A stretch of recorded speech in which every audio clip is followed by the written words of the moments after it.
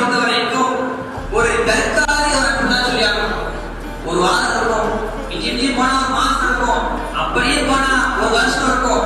அதே மாரி அவன் மௌத்தாயிடுவான், அவனுடைய அன்பை எல்லாம் கோஸ் பண்ணணும். இதுவே அல்லாஹ்வுடைய அன்பை பொறுத்த வரைக்கும் தற்காலிக அன்பு கிடையாது. அல்லாஹ் ரப்பல் ஆலமீன் ஒரு மனிதன் மீது அன்பு வைத்தான் என்று சொன்னால் சுப்ஹானல்லாஹ் எவ்வளவு பெரிய சிறப்பு தெரியுமா? ஹதீஸ்களை பார்க்க முடிகிறது.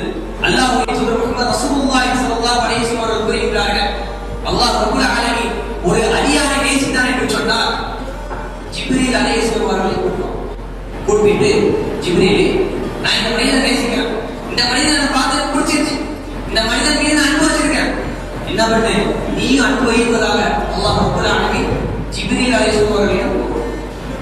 அப்படி ஜிப்ரீல் அலைஹிஸ்ஸலாம் அவர்கள் என்ன பண்ணுவாங்க, தன்னுடைய வானவர்கள் மலக்குமார்கள் அனைவரிடமும் போய் சொல்லுவாங்க, அல்லாஹ் ரப்பல் ஆலமீன் இந்த அடியாரை நேசித்து விட்டான், ஆகையால் நானும் நேசிக்கின்றேன், நீங்களும் நேசியுங்கள் என்பதாக. மலக்குமார்கள் எப்பேற்பட்ட படைப்பு! அவர்களுடைய இறக்கைகளை சொன்னோம் அப்படின்னா ஹதீஸ்களில் நம்மளால் பார்க்க முடிகிறது. அந்த அளவுக்கு நிர்மிக்கப்பட்ட ஒரு படைப்பு தான் மலக்குமார்கள். அப்பேற்பட்ட மலக்குமார்களுடைய பாசமும் நமக்கு கிடைக்குது.